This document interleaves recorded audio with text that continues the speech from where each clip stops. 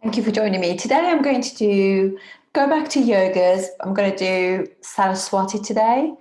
And I just wanted to do this because I sort of thought this is I don't know, I feel as though I feel this energy that spiritually we are becoming highly aware. We are connecting with the universe more. Seems as though people that I come across when I speak to, messages that I receive, people are less to do with the material things now, or maybe that's my age, I don't know, and more about the actual spiritual journey that we are on and how the soul is evolving and maturing. And I guess all of this is happening. I'm doing this video on the eve of the equinox and full moon and everything. So, and tomorrow is Ashwini day. Moon will be transiting through a very healing nakshatra as well.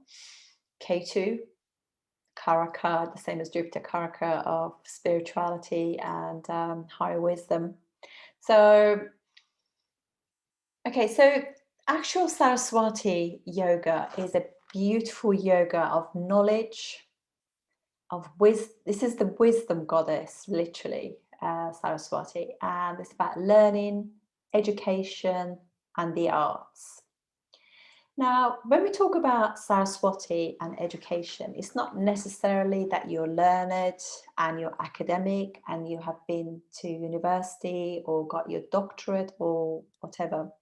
This is all because somebody can have Saraswati yoga and be very much live, devoted to the divine and divine mother. So this is not necessarily about that kind of education. Anyone can have Saraswati yoga, not even if they're not born with it. It can occur in your chart during transits or dashas and transits together. They can create this as well. And even if you feel this is what you like to go, what you like to do, but you're not really, your chart is not supportive, there's no reason why you can't kind of try and activate things, activate Mercury. Mercury is quite easy because very fast moving planet is quite easy to activate, as is Venus too. So there's no reason why not. And so let's go through what actually is what creates that. It is when the three major benefic planets, which are Jupiter, Venus, and Mercury, are either together or in an angle or a trine. Now, my teacher Mark Burney also told us in the class that it can actually be connected to the second house, because that means that you make money through that. And I have also heard that it can be connected to the 11th house, which is fantastic because it means you get great gains from it. And it's even more beautiful in some people. They're very lucky they have it not just from the ascendant, but they have it repeat from the moon as well. Now, to be honest, I've spent a few hours this morning going through and looking at lots of charts, and it's always so hard finding these things. So I'm just going to show you a couple of charts. Then they might not be in the way that it's been described, but nonetheless, though, it has given these people lots of joy. One of the most important thing is, apart from Jupiter, Mercury, and Venus being sort of like fallen angle, trine, but Jupiter has got to have a source of strength. So if it's exalted in own house, or a friendly sign, that actually makes it a lot more beautiful, if you like. So when it's actually, obviously, when the second house is involved, it creates money. If it's also connected to your 10th house, it's connected to your work as well. So you could be doing a formal work that is also very creative, artistic. And also, this when happening happens in transit, it can You just see that the type of music that comes out is more poetic, or the genre there could be a new genre of music, new types of films could come out, new type of writing. It could even be like to do with text, or something can be just very different. So Venus is the planet that rules poetry, the arts, music. Mercury is obviously rules speech and composition, writing, things like that. Also things that you make with your hands. Jupiter rules wisdom, higher knowledge, and spiritual growth. So let's see how these can actually come together and actually help us evolve. And I also want you to have a look at your chart and just be aware that this can happen in transit. So use the transit regularly. I really recommend that you have Cosmic Insight app and have a look at the transits and see how they relate to your charts, and read your chart from your moon, read it from your dasha lord, and see whether or not that activates a Saraswati Yoga in your chart. They're not exclusive to just like the famous people. We too can have something like that. So have a look at your D9, have a look at your dasha lord from in your D9, have a look at your moon, read it from your moon, and just see if it's occurring, and actually tap into that energy.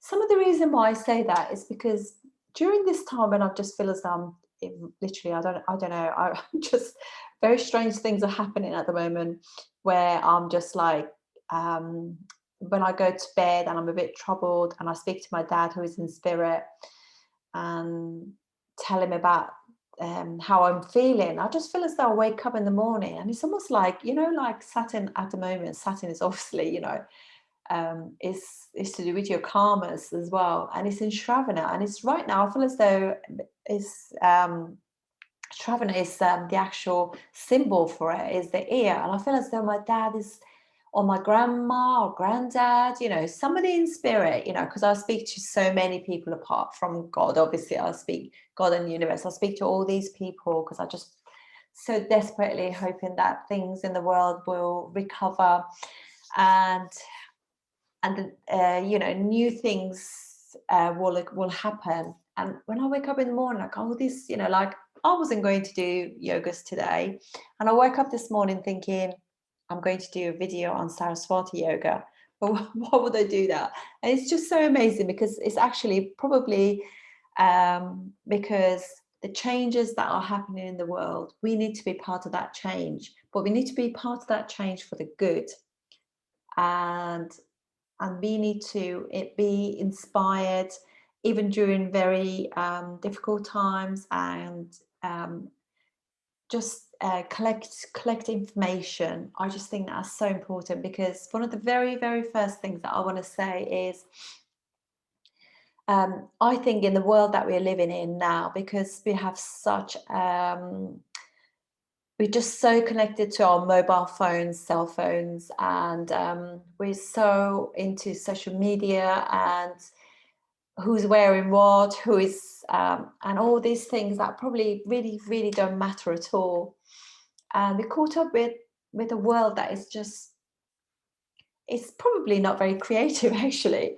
So I was just thinking, it's just so nice to just go back to basics, and like, for example, we can encourage like poetry reading. I remember when I was very young, my family would gather together and somebody would take out like a poetry literature book and start reading a piece of poetry. And I'm not saying like really long poetry, because I've realized now, because all, including myself, we have been like in this way of life where like everything has got to be very fast, quick information. Nobody really researches things. They just read, and they think what they read in is absolute gospel and truth. And is it really the truth? Is it?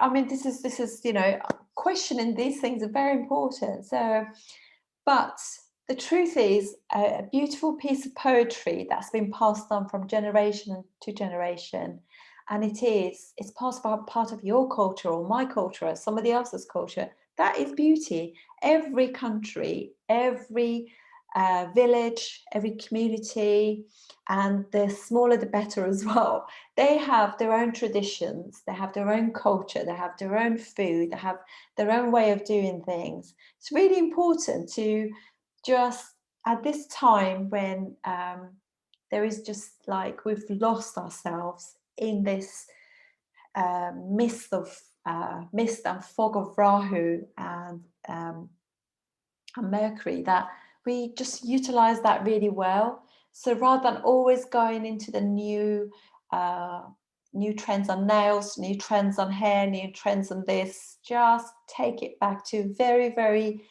simple life and actually start promoting our culture. Start bringing those back. Start bringing, like, look in your grandma's, if you're lucky to have your grandma alive, look and see what sort of things she used to wear when she was younger. Take all photographs of that and just sit down with the kids, cousins and everything, and just start exploring the old, activating your Saraswati within you, which is the arts, is Venusian, photography is Venus. I know it's Neptune as well, but we don't do those sort of but just all of those things, just trying to spend some time with young ones, actually looking at photographs, old photographs, how granddad used to look, how grandma and granddad used to dress, just all those little magical things, and get your grandmas and granddads to tell you stories so we can pass those on. I just think that we are losing massive traditions now. Saraswati is not just about the new things, it's also about the old things. Is actually capturing information, restoring it and sharing it. That is really, I just think that my dad saying all these things to me, I just think it's just so important to just literally observe these things and try to share that information. Start small, and maybe you can start writing little I mean, if you are sort of at the age where you haven't actually had a child yet, maybe you can start journaling about, like, your dream for your child and how you want to pass on certain recipes that grandma used to do, things that grandma says and makes you laugh. I mean, my grandmas, I've had such beautiful times with them. So these are some of the things I just wanted to say, to just keep the traditions going, how they used to shop, how they used to haggle, and just simply sitting together and having fun. Things that we have lost, that culture. We have started to just like families just dismantling like that. We need to get it together and put all that effort into it. And this is the thing. Family is most important, absolutely important. So and so this is why I think it's quite good to actually put the second house in with this as well, and try to bring that harmony in. And remember, trinal houses and angular houses are very much to do with who we are, really, the karmas that we're working through, the 10th house, which are probably ancestral ones as well, the same as Purva Punya, and all the sort of like trinal houses are to do with our karma, with our family. So we could honor them by actually writing everything in scriptures and passing them on, all those bits of knowledge, calligraphy and things like that, all those fantastic, to just journal, put lovely photographs in. And so when you have your child, and as they're growing up, to just encourage them to sit down and have those family times together and become the Saraswati goddess, for your family, and create, or God, create that for your family. Enjoy the family time. It doesn't necessarily always have to be on your mobile phones and being on your computer. I know I'm on there now, but yeah, this will be really nice. And actually spending time sitting outside in the garden with some flowers and things, pots and gardens and things like that, and actually enjoying nature as it should be. So anyway, I think I've gone into tangent. I'm really sorry. I just think, you know, like, I feel like 12th house has, I've activated my 12th house because I'm just literally getting messages all the time. So I think this is the message that I wanted to say. Every culture is beautiful, you know, and I don't want to go into like this is better than that. Every culture has got something to give, something to show, and to just keep those traditions alive is so beautiful, so amazing. And I just wanted to just show you a couple of charts now to do with, let's share. I'm sorry if I went into this. So, but anyway, let's have a look at a couple of charts for Saraswati. And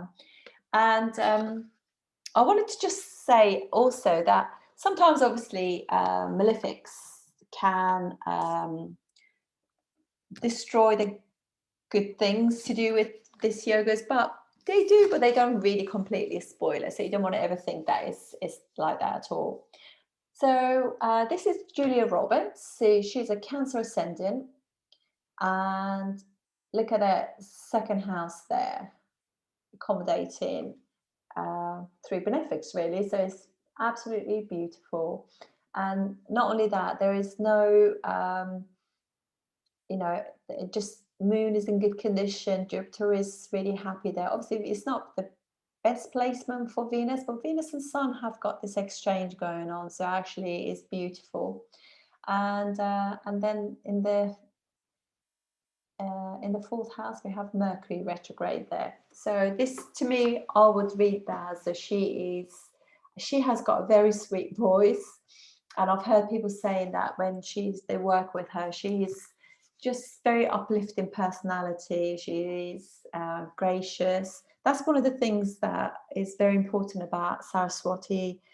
This is my take on Saraswati, where I just think, you know, because I know there are everything in Sanskrit is very particular in certain ways, but I just think that I sometimes use the text and try and sort of blend it with the situations that are going on now. So, you know, this is, to me, as a goddess Saraswati, it's all about awareness. It's about grace. It's about inclusivity, non-judgment, and just graciousness and enjoyment, and just being open and receptive. So, and that I can definitely see that with her having such a beautiful way. You know, her speech is beautiful and gracious, so amazing, because she's just so amazing. And then we have let's go to Paul Newman. So Paul Newman has got the proper sort of Saraswati Yoga, in the sense that he has the three benefics in the first house, and Jupiter has got source of strength, own house, which is amazing. So here we are. Here there's a chap who is completely, you know, he was quite gracious, very charitable man as well. Amazing. And so you can see that can occur. So he was probably quite artistic in many ways. He's a great actor. He left a great legacy, very charitable. He unfortunately lost his son, and you know, and he ended up literally devoting his whole life to charitable work. And you can see from the moon, those three benefics actually end up in the 11th house. So he did have quite big gains from his art and his grace and wisdom. Anyway, I shall make this a bit short. So it was just to say that we can activate these things. So if it's occurring from your Dasha Lord, from the moon in transit, enjoy it. And I really just think that we all have so much wisdom to give to the next generation, and actually spending time with older generation and allowing them to tell us stories of mischief they used to get up to, and just a simple, beautiful life that they lead is just literally such an education to us all. Thank you very much for putting up with me. I'll see you next time. Thank you so much.